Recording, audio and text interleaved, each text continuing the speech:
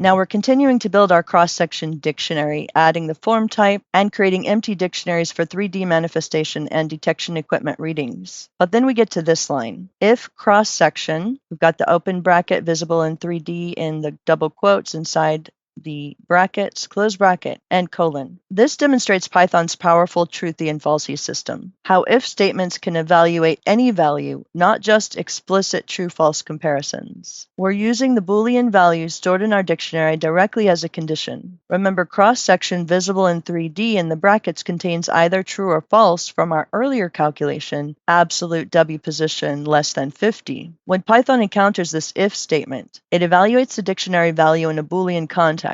If the stored value is true, the if block executes. Remember, earlier in the program we had an if not, which we had to process and think of in terms of a double negative. But in this case, if in this truthy falsy scenario, if the stored value is true, the if block executes. If it's false, the if block is skipped. This is, again, incredibly elegant programming because we're using stored Boolean data to directly control program flow. Instead of having to write out if blah, blah, blah equals true, we can simply write if cross-section visible in 3D. Python's truthy and falsy system means any value can be evaluated in a Boolean context. Truthy values are true, non-zero numbers, non-empty strings, and non-empty lists. So even if a string has a space in it, it's truthy. But falsy values are false, none, zero, completely empty strings, and empty lists. This creates efficient, data-driven program flow. Our 4D entity system uses stored visibility data to make execution decisions. If an entity is visible, calculate its 3D manifestation. If not visible, skip the expensive calculations. This way we see how stored Boolean data can directly control program logic, creating intelligent systems that adapt their behavior based on compound properties rather than repeatedly checking conditions.